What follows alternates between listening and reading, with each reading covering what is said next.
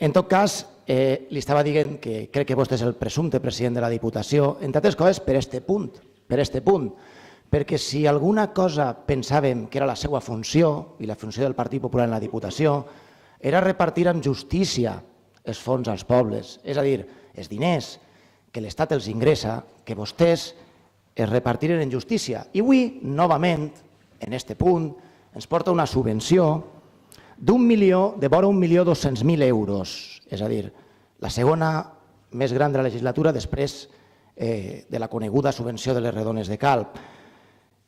Eximeix al poble de pagar la part que ha obligat a la resta de 107 pobles. Vostè li ha dit a 107 pobles estos 2 anys que han de pagar una part de la seva obra del Pla d'Obres i Serveis, és a dir, de les grans obres. És a dir, que vostè en 2 anys a 107 pobles els ha obligat a pagar 5.300.000 euros de la seva part i que eximeix a este poble de pagar-la en aquest moment. En total, a Mutxamel li pertocaria pagar 406.000 euros si se li donarà el mateix tractament que a la resta de municipis. I reitere que nosaltres estem molt d'acord del projecte municipal, però respectant les normes, No l'obliga a renunciar ni a 2 anys ni a 4 anys sense plans d'obres i serveis, tampoc, un altre regal. Els salta les bases bàsiques de màxim de quantitat subvencionable. Mire vostè, la nostra postura en aquesta esmena és molt clara i és que si hi ha 107 pobles que per a fer una gran obra han hagut de pagar del 5 al 60% de l'obra, per què s'eximeix a l'alcalde i diputat del seu govern a pagar això? Per què no hi ha igualtat entre els pobles? Per què un poble ha de destinar la seva pràctica totalitat de la seva inversió anual en fer una obra d'aquestes característiques i renunciar a altres coses i, en canvi, el poble del seu vicepresident, el senyor Morant, no ho ha de fer i el poble d'un membre del seu govern tampoc ho ha de fer. No ho entenim, senyor alcalde de Mutxamel, faça com la resta de pobles. Jo crec que és més legítim i vostè no té una situació econòmica roïna per a fer-ho.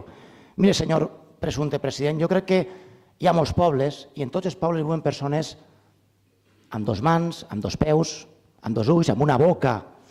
Per què vostè tracta de forma diferent a unes persones o altres depenent de qui sigui el seu alcalde? Per què? I m'agradaria que em donara una explicació. Per què, per exemple, d'estos 107 pobles, es posa 2 exemples. Finestrat. Finestrat ha demanat fer un poliesportiu que val vora 500.000 euros. Vostès l'obliguen a pagar 113.000 euros. Si Finestrat vol fer un poliesportiu, ha de pagar 113.000 euros i si el seu vicepresident vol fer un poliesportiu no els ha de pagar i no ha de renunciar a res? Senyor presumpte president, expliquem per què. Per què vostè omiteix la seva funció principal, que és repartir en justícia, o Senija, que vostè també li ha donat una subvenció per a fer unes obres en el poliesportiu. Per què un poble com Senija, de menys de 1.000 habitants, ha de pagar el 5% i renunciar a part de la seva inversió i el senyor Morant, pel mateix motiu, no?